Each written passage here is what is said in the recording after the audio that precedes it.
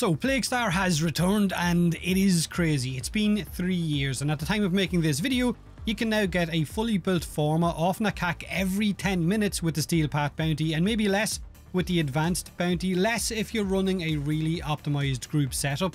Not a blueprint, but a fully built Forma every 10 minutes. And there is no limit to the amount that you can farm. There is no daily cap with the event syndicate.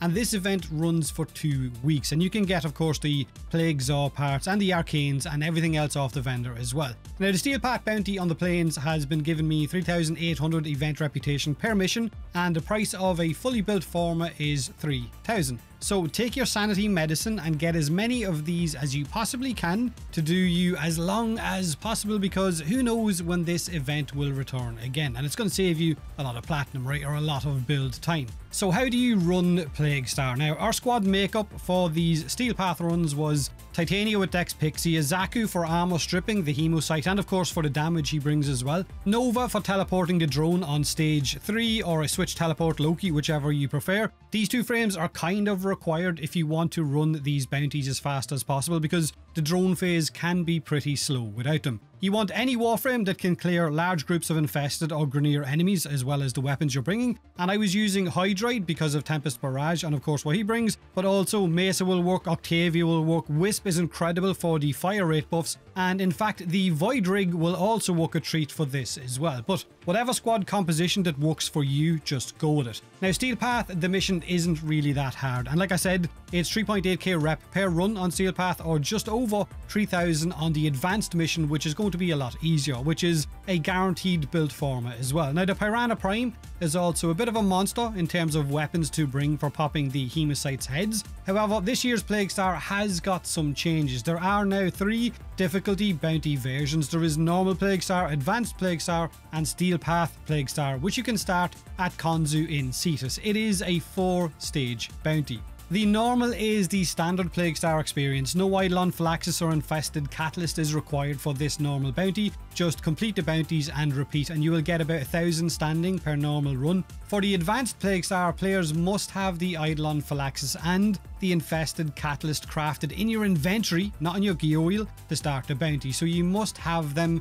Make sure and craft as many as you can. Now, the Eidolon Phylaxis blueprint is acquired by reaching the Collaborator rank at the Operation Syndicate with Nakak, and the Catalyst can be researched in your clan dojo and then replicating its blueprint. Now, like I said, these items no longer need to be in the gear wheel when you start the bounty. Simply having them in your in-game inventory will automatically add them at the mixing stage of the bounty, which is stage 2, not in your gear wheel like we did previous years, just in your inventory. You get 3,000 standing per advanced run. Now, the Steel Path bounty works the same as the advanced one, except it's Steel Path with harder enemies and more standing once you finish the mission, 3,650 per run, which is only slightly more than the advanced one. So it's entirely up to you whether you want to do Steel Path or whether you want to just stick to the advanced one. Like I said, 3,000 is all you need for that fully built Forma. So the bounty has 4 stages. Stage 1 is basically stealing Vehex, Thrax, Toxin down in the cave on the plains. Stage 2 is mixing the Phylaxis and the Catalyst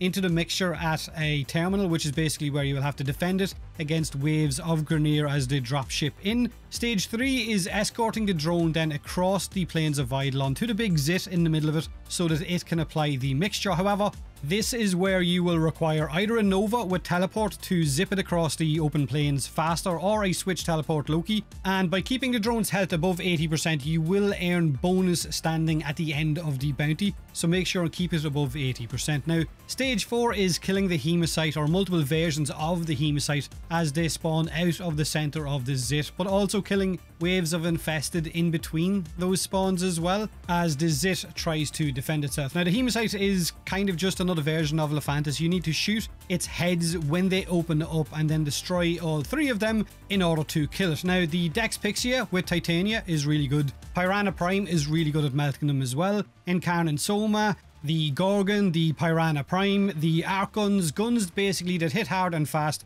will melt the Hemocytes' heads really quickly. But that's pretty much Plaguestar in a nutshell. Let me know what guns or setups you've been running with your Plaguestar setup, or how fast you've been doing them. Have a great day grinding, have a great week, and as always, thanks for watching.